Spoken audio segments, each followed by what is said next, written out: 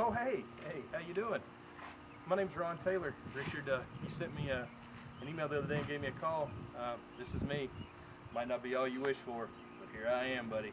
You're getting this video whether you want it or not. You caught me actually as I'm wiping my boat down from getting off the lake. Just getting it nice and clean before I put it in the garage for the next week. We got a big tournament on Kentucky Lake, which is about 2 hours west of here. Great fishery, one of the best in the country right now. I'm going to go ahead and get set up for that before I leave my father's house here in Smyrna, Tennessee, which is a little bit outside of Nashville.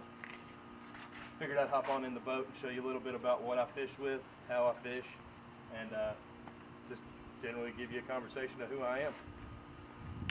I'm going to hop on in here,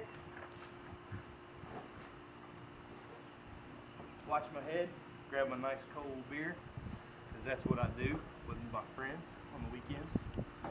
Grill out, have a few cold ones, and talk shop.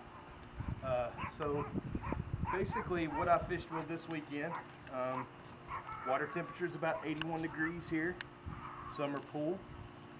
What I fished with is a St. Croix Mojo bass rod with a 7-foot medium heavy and a David Fritz Bass Pro crankbait reel. I used a Sexy Shad Series 5 crankbait. Caught a few nice ones on that one this weekend. Same rod and reel with a buzzbait, white with a little twin tail trailer. Didn't have much luck with that one. Water temp was a little too hot, I think, and I got out a little too late. This next rod is a Abu Garcia Revo.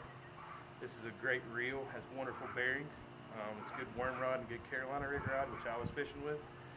This is a Falcon Lowrider, heavy action, 7-foot rod. It's very good for Carolina rig, which I use usually a half-inch sinker and about 18 to 26 inches of leader coming off that egg sinker. As you can see, this was not a fish, unfortunately. It was a rock. I got hung up, which is very easy to do on J. Percy Creek here in Nashville. One of the other things that I really like to fish is a St. Croix rod, which is a medium heavy rod. It's 7 foot. It's a good worm jig rod. I like to throw anywhere from a 1/4 ounce jig to a 3/4 ounce jig. This one here is about a 3/8. And I usually throw that with a Shimano Sitica reel, which is a really good reel. They last a long time, and they're really good for shoot, like I said, throwing a worm or a jig and whacking and ripping lips. I usually fish this year round, a jig or a shaky head, and they always come through for me. So a little bit about myself. I'm sorry, I apologize. It is Tennessee. It is the South. It's a little summer. I'm a little hot, but I am also fat, so it goes hand in hand. So anyway, go ahead and sit back down in my captain's chair here, grab my beer, tell you a little bit about myself. Like I said, my name's Ron Taylor. We spoke last week. I'm 32 years old. I live in East Nashville, Tennessee, which is about 25 minutes from here, just on the east side of downtown Nashville. Wonderful place, very cool atmosphere to live in, a lot of positive vibes. A little bit more about me is I graduated with a Bachelor's of Science in Geology and Geography from the Western Kentucky University. Go Toppers, baby. We got Bobby Petrino, nobody else wanted him. You might know what I'm talking about, you might not, but you'll find out if you don't.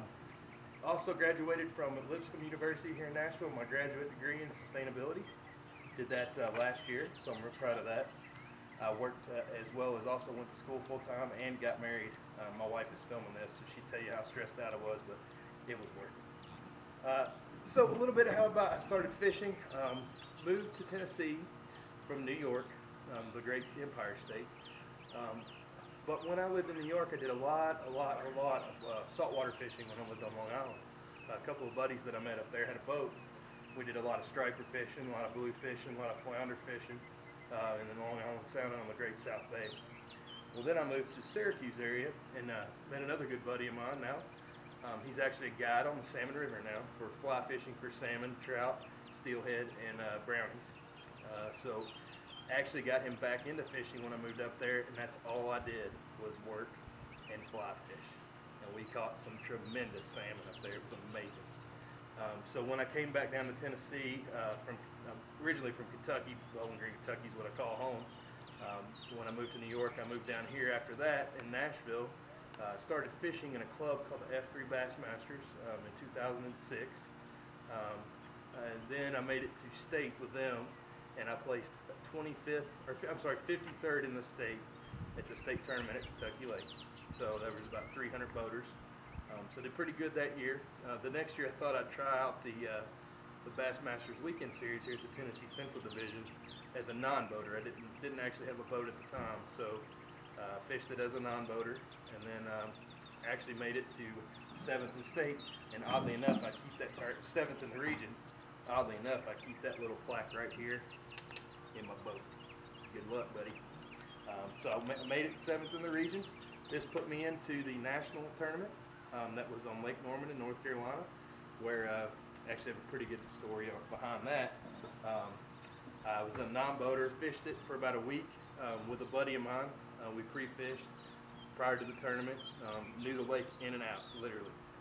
And second day I drew a boater. Guy wasn't very nice. He was flipping the dock and nosed me in. Didn't leave me much to throw. I was just pitching a drop shot around docks. Well, he caught a little dink and he let the front end roll out. Threw my drop shot right on the little brush pile he's fishing, and I caught a 6-pounder.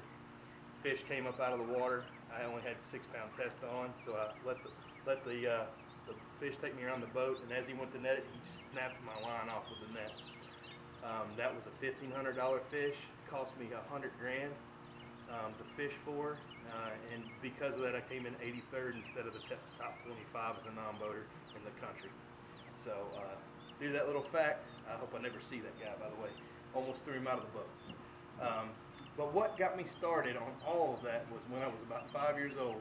My father and my grandfather used to take me fishing all the time in Owensboro, Kentucky on the Ohio River. And oddly enough, I still have the fishing rods that I used to fish with as a kid. It's an old Penn 9-level line, a nice 4-foot rod with about a 1/2-ounce seeker that my grandfather actually used to make. He was an old foundry worker in Owensboro growing up, and he would collect the aluminum cans. He would melt it down and make his own weights. So he was a true inspiration in what he did. Never wasted a thing in his life. Unfortunately, we lost him about 1.5 years ago when he was 93. But he taught me a lot about patience, about fishing, about putting a rod and reel in your hand, and just the feeling that it just gives you whenever you're ready to get out there and get fishing. It's just an awesome feeling to be outdoors and doing that. So I commend him and my father for that. So really why I want to be on the show is to show that a good old southern boy like me can be on a show and still tackle with the saltwater guys down there. I know that's a lot different fishing than what I've done. I have done a fair amount of saltwater fishing in my life. I've done anywhere from fishing in Florida, Alabama, Belize, Australia, and doing a little bit in Long Island, like I said. So fish for amberjack, trout, grouper, snapper, you name it.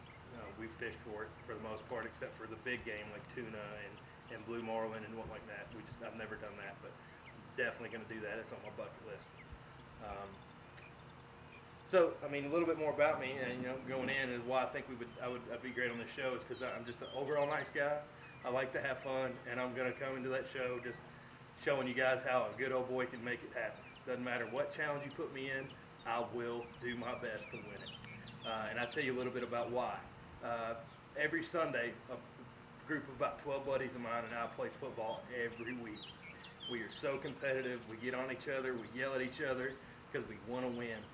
Every year we play what's called the Shelby Bowl, and I am a 2-year-in-a-row champion because I'm a winner. That's what happens. I win. Also, we do a charity event with the same group of guys. We do what's called the Man Olympics. And we have a series of about 12 events in which all of us do individual competitions and some team competitions. To name some of them, you're going to find these funny. I know you're probably going to be like, man, I wish I was in this. Chug a beer, run a 40. Oh, wait. Chug a beer, run a 40 again. Jeep push. We do tug of war, egg drop, geography bees, and all kinds of different fishing, pitching, and casting. It's just it's a good group. what we do, we basically all bring in 20 bucks and we give it to a local charity that we vote on and deem necessary for that year. We basically have kegs of beer.